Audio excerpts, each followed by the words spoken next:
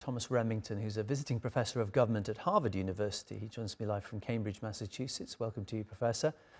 We've just seen the report on what appears to be an assassination in a public street in the Russian capital. Are you surprised that Ukrainian operatives managed to pull that off?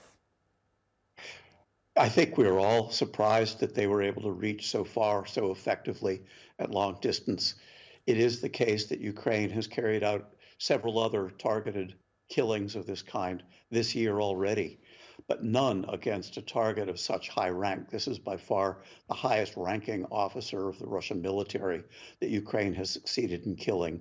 It is a very highly skilled act of remote killing.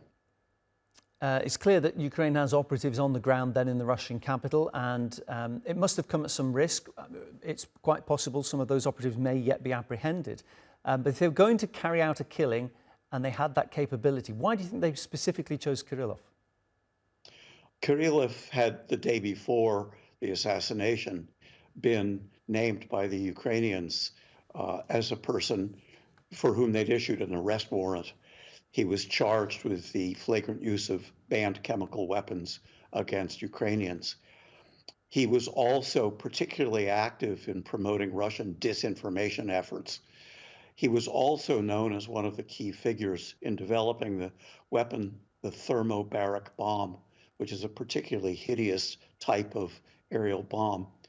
So he had, by his conduct and by his active responsibilities in the Russian military, made himself I think, a prominent symbol of Russia's offensive against Ukraine. And Ukraine had signaled that he was a target. As I say, this clearly shows that Ukraine has operatives on the ground in the Russian capital. And this is one of the things I think Ukraine has been trying to prove during this war, that Russia is vulnerable, that no one is really safe there. Would you anticipate a strong Russian response to counter that?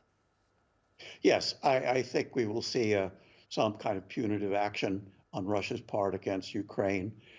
This has to be highly embarrassing to the Russians because they were unable to protect a general of such high rank and responsibility.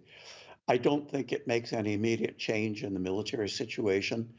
Politically, however, it may be another reason that Russia may feel that there's a good reason they wish to settle this war on the most favorable terms possible to them, because the number of losses that they will incur as Ukraine continues to carry out these targeted killings at long distance, they will, I think, demoralize and partly decapitate some of the Russian leadership.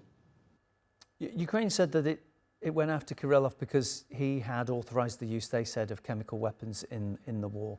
The Russian media is saying that Kirillov was exactly the opposite, that actually he was someone who had exposed US funding of Ukrainian biolabs. It's that usual kind of, they're both contradicting each other.